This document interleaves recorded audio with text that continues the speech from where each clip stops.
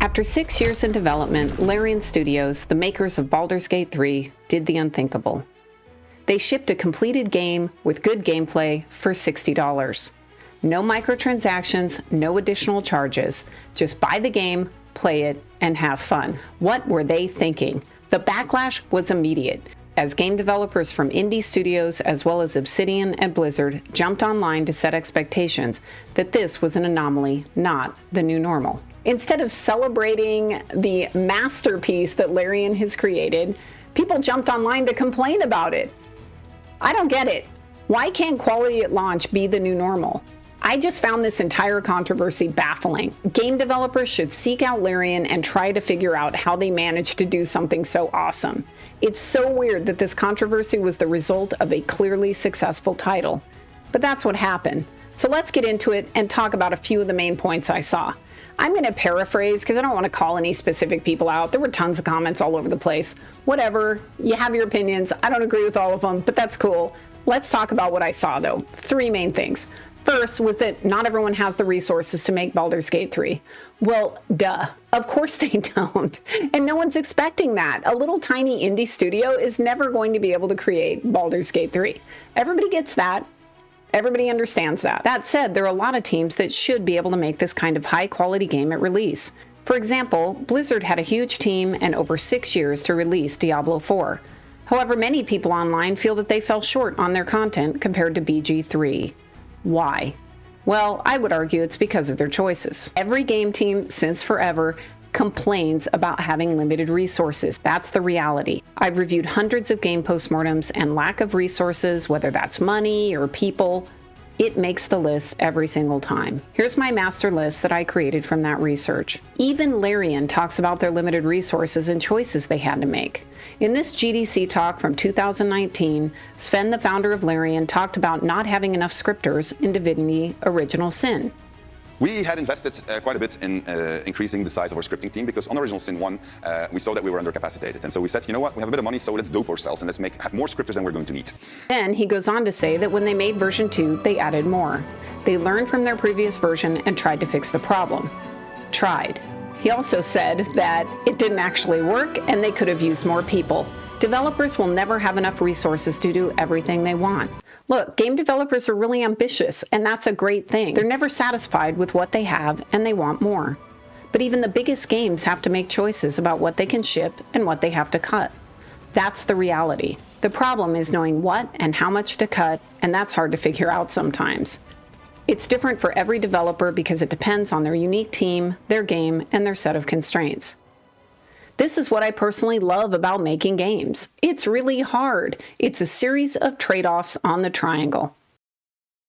It reminds me of this scene from Apollo 13. If they didn't fix the air filters, the astronauts were going to die. We gotta find a way to make this fit into the hole for this, using nothing but that. Let's get it organized. Okay, let's build a filter. Better get some coffee going too, someone. Which brings us to our second discussion point. People complaining about how things are different now, how you're setting new standards we're going to have to meet, how making games is really hard and we're not going to be able to do that. Look, it's true. Making a game is one of the most difficult pieces of software that you can ship. Making a game is not for the faint of heart, and life as a game developer can be exceedingly frustrating sometimes. Many things have changed, but I'd argue that the same principles that worked in the past work now. I've been making games since the 90s. The technology and platforms have evolved, but that's been the case forever. It's always been one of the factors you have to deal with as a studio. Welcome to game development. When you live on the edge of innovation, you are going to have to deal with new technology every single year. Whether it was transitioning from 2D to 3D, now VR and AR, modems to broadband, PC to consoles to iPads to mobile phones. Every single year, there is something new that you have to worry about. At the same time, some things have gotten better. For example, you no longer have to build your own game engine. Building an engine is tough, and building the tools to support it doubly so. Luckily, today you can use an engine made by another team. Epic has been making Unreal available for developers since 1998. And they've had some of the best programmers in the world iterating on it for years. It's hard to compete with that, and now you don't have to. As another example, Steam makes it easy for you to ship your game out in early access and get feedback so you can improve the gameplay and fix bugs before you launch. Steam didn't exist back in the day when we shipped the Internet Gaming Zone. Steam didn't come along until 2005, and they crushed us. That was Microsoft giving up on PC gaming to focus on Xbox and Xbox Live. Even Microsoft had to make choices about their resources. Making games at the base level is about making trade-offs. Fundamentally, it's about balancing the triangle of cost, quality, and time. The platforms, the engine, the regions you localize for, these are features. They're features that you're choosing based on that triangle. For example, notice that Baldur's Gate 3 is not shipping at the same time on every platform. It's first released on PC, followed by PlayStation 5, and hopefully on Xbox soon. Larian had to make the trade-off to ship PC first, and it was a brilliant move. They wanted to get ahead of all of the releases that were coming out for fall, including Starfield. When I worked on the Xbox, we would make sure that every developer was aware of the big launches so that they could move their ship dates out of the way. It just made sense so that the games didn't cannibalize each other's sales on our own platform. I'm sure that Larian would have loved to have waited and shipped everything at the same time, but they couldn't. In fact, they don't even have it working properly on Xbox yet. As an Xbox founder, this really breaks my heart. The entire idea behind the original Xbox is that it was going to be really easy to develop for, and it was, because it was kind of just a PC. It even had a hard drive. Ease of development was one of the key advantages Xbox had over the PlayStation, but sadly things have changed, and that's no longer the case. What Larian has done extremely well is manage their trade-offs. They've learned from their mistakes, and they keep learning. As far as setting new standards, games do that all the time. I think the head of Larian Studios put it well when he said the following: "But I'm a big fan of Into the Breach. That's a standard for me." So you've got a whole bunch of standards out there. The only game that exists in the universe for my youngest son is Minecraft. That's a standard for him. The last issue of contention was around quality, and again, I'm going to paraphrase, but it was basically, gamers, let's not expect quality at launch. We're not doing that. Okay. I'm a little confused. It used to be a standard to test your game and fix as many bugs as possible before release. That used to be normal. All games have bugs, but not to the extent we're seeing now. You see, when games were shipped in a box, you had to get as many bugs out as possible because you couldn't just update it. You had to actually print new media and send it out in order to fix a bug. That's expensive, and so you couldn't do it. So you really had to hunt down the most important bugs and get them fixed before you released. It wasn't optional. If you shipped a poor quality game, you lost. You didn't make back your money, and your studio closed. With broadband being the standard now and the addition of a hard drive to Xbox, that has changed. This should have been a positive thing. This is what we envisioned for the Xbox, that, boy, sometimes you miss a bug and it would be really great to be able to update or add new content and then people could just download it instead of buying physical media.